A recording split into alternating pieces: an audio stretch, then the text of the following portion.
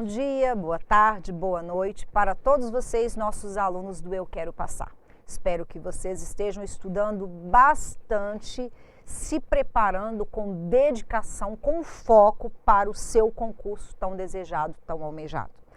Nós estamos aqui dando continuidade à leitura e interpretação de texto. Na nossa última aula, eu terminei comentando com vocês como analisar, como concluir, como inferir dentro do seu enunciado da questão as informações veiculadas pelo seu texto. O que eu comentei com vocês? É necessário observar as paráfrases. As paráfrases, elas são um dos tipos de intertextualidade. Você busca fora do seu texto, num texto original, você busca alguém para manter a ideia dela no seu texto. O exemplo mais conhecido de paráfrase hoje no Brasil é a Canção do Exílio, de Gonçalves Dias, poeta do romantismo, poeta indianista, que exaltava a natureza, os índios, o índio era o herói brasileiro. Mas Gonçalves Dias também, nos seus estudos em Portugal, escreveu a sua Canção do Exílio. Minha terra tem palmeiras onde canta o sabiá. Este é o texto mais parafraseado do Brasil. Como que esta paráfrase, você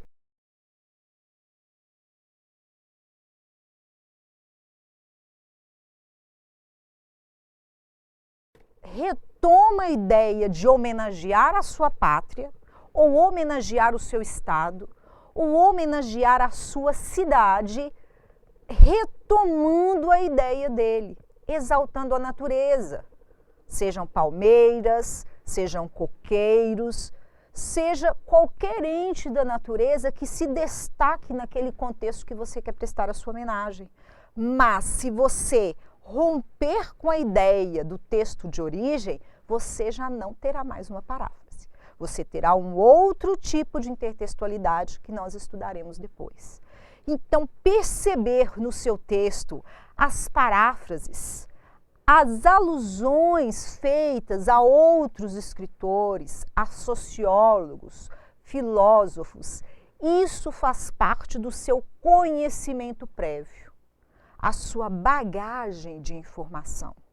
Você tem que ler tudo, tudo que lhe passa nas mãos. Pode ser brincadeira, mas bula de remédio, receita no verso da caixa de bolo da sua mãezena, que a mãe lá, a esposa, compra no supermercado. Pode parecer brincadeira, mas ali, às vezes, é uma informação importantíssima para vocês. Olha para você ver como é que o mínimo não é o mínimo, é o máximo. A receita de bolo, pudim, de qualquer coisa, escondidinho de carne, ela apresenta uma função conativa ou apelativa. Ela visa convencer você que você deve seguir utilizar aqueles ingredientes determinados, seguir o modo de preparo, senão você não terá aquele resultado que a receita correta mostrou, apresentou para você. Então, aquela receita que pode parecer boba, ela pode cair numa prova sim e ser-lhe perguntado qual a função da linguagem predominante. Então, comecem a partir de hoje a ler tudo que tem uma carga de informação. Isso que formará o seu conhecimento prévio, o seu conhecimento de mundo. Vamos seguir nos nossos slides? Nós vamos seguir aqui falando sobre a compreensão da mensagem subliminar. Estímulo o que está subentendido. O que é essa mensagem subliminar? É o que está nas entrelinhas. Quando nós estudarmos as figuras de linguagem, metáforas, metonímias, a ironia, você percebe a ironia pelo contexto no qual ele é utilizado, ou pelo tom de voz que o interlocutor usa.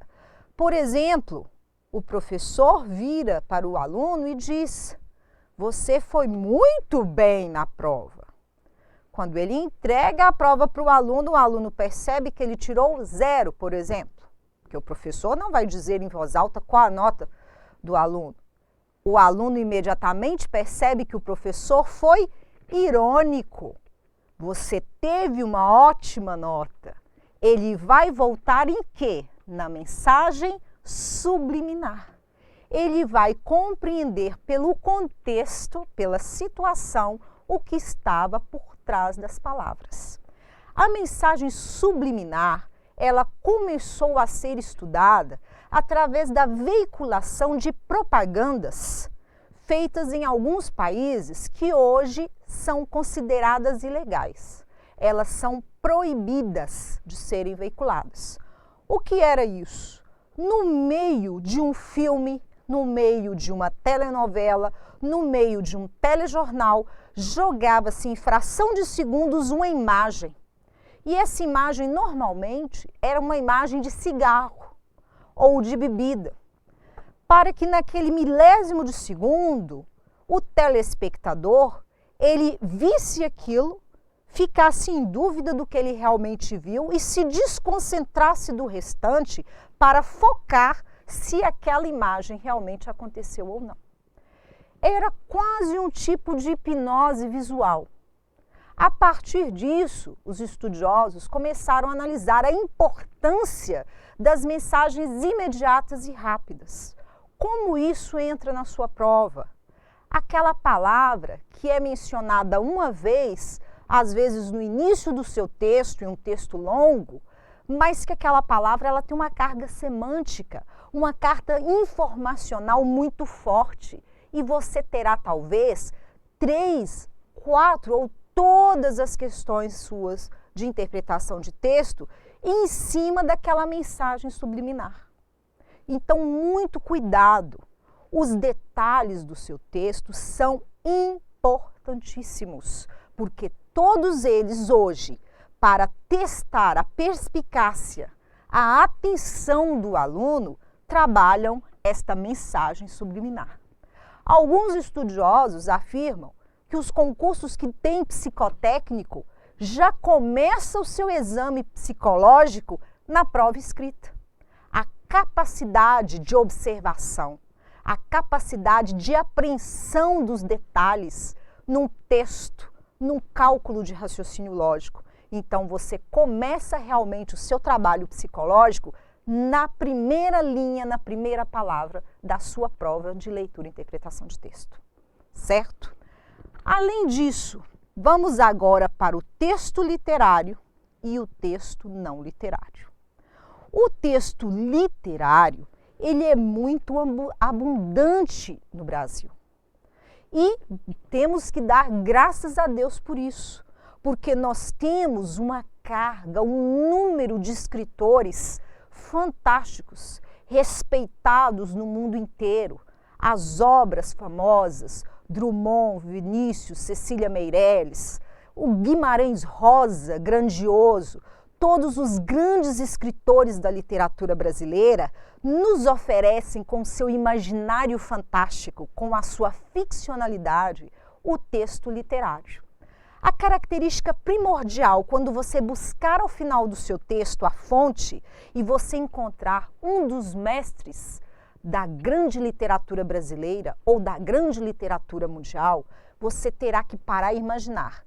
Este é um texto que, além de literário, ele tem ficcionalidade, ficção. Ele cria, ele pode ter retratado até um fato triste da sua própria vida, marcante, e ele transpôs para o seu texto. Ele colocou na sua poesia, mas aquilo tem uma carga de subjetividade. É o íntimo dele que foi transposto, porque ele pode viajar. O que é o texto literário? É a imaginação, é a transposição para o papel dos sentimentos do escritor. Mas bem o disse Fernando Pessoa, o poeta é um fingidor. Ele pode estar fingindo as sensações. Aí cabe a quem? Cabe a você, interlocutor, perceber o nível de ficcionalidade. Isso é cobrado na sua prova. Até onde pode ir o seu imaginário?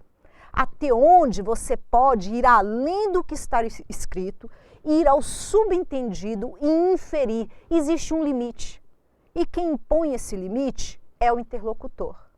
É o escritor, é o poeta, ou às vezes o eu lírico, porque o eu lírico é o personagem do poema. O poeta é quem incorporou o eu lírico. Cuidado! O escritor é uma pessoa, o narrador é outra, o eu lírico é outra. Nós vamos trabalhar isso nos nossos exemplos. Então, o texto literário, ele é muito mais difícil de ser interpretado e analisado, porque ele traz toda uma carga de vivência do autor daquele texto.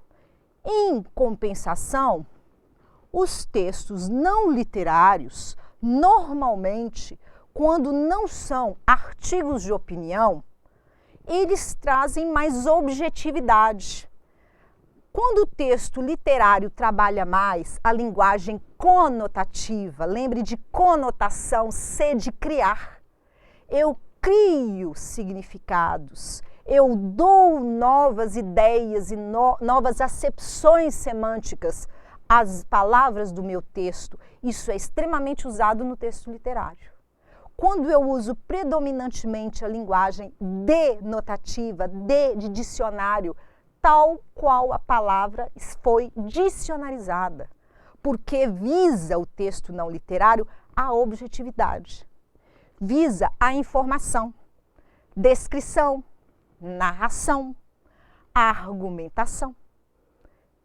Texto injuntivo, não se cria o endereço de um lugar para você comparecer quando se veicula uma propaganda. Lógico, existem informações falsas de lugares falsos, mas não vamos nos ater às exceções e sim às regras gerais. Certo? Então, você, ao ler um texto não literário, que é chamado de texto informativo, texto referencial, você deve buscar o quê? A objetividade, o objetivo daquilo. É mais fácil de perceber, porque você olhará as afirmativas. Não quer dizer que não há uma mensagem por trás. Não quer dizer que não há algo nas entrelinhas, porque nem tudo pode ser dito. A imprensa tem uma liberdade extrema no Brasil, mas o escritor, o autor dos textos, ele tem uma responsabilidade sobre aquilo que ele escreve. Então, não se pode escrever sobre tudo o que quiser. E quando se escrever, você responde perante a justiça pelos excessos cometidos. Então, todo texto não literário, ou informativo, ou referencial, ele também terá um pouco de subjetividade. Ele também terá um pouco da inferência, concluir a partir de. Ok? Continuando com o nosso slide. Linguagem verbal, linguagem não verbal. Bem simples, linguagem verbal são as palavras. Linguagem não verbal é o que está além das palavras. Já comentei antes. Não são apenas as imagens, os desenhos, as fotografias. São negrito, o itálico, o sublinhado. Por que um texto de uma revista ela aparece com uma manchete em destaque em vermelho, enquanto o outro é em cor azul? Existe toda uma intencionalidade por trás disso. Existe um estudo hoje de cores a partir desta linguagem não verbal que eles afirmam o quê? Que a cor vermelha ela induz a aumentar o apetite. Então, normalmente as lanchonetes e restaurantes colocam toalhas vermelhas, pintam as paredes de vermelho porque aquilo estimula o apetite. É esta linguagem não verbal que nós vemos no mundo ao nosso redor. Quem aí dedicado a estudos nunca ouviu dizer que a cor verde, ela serve para a intelectualidade, para a concentração? Tudo isso, meu caro aluno, é uma linguagem não verbal. Isso aparecerá no seu texto e lhe será cobrado sim. Então, tudo isso nós vamos começar a partir da nossa próxima aula já com os textos. Trabalharei com vocês um texto literário, um texto não literário, para vocês perceberem essas características, para que vocês percebam essas diferenciações. Porque a prática é a melhor maneira de se compreender, de se diferenciar. E também temos vários textos. Vou trazer para vocês as tirinhas, as charges, os cartoons, que trabalham linguagem não verbal e linguagem verbal, ou exclusivamente a não verbal. A partir da próxima aula, nós trabalharemos com os exemplos. Nós entraremos na nossa prática e sairemos um pouco desta teoria. Então, espero que vocês tenham um ótimo estudo, que vocês tenham aproveitado bastante a aula, leiam bastante, estudem bastante e até a próxima.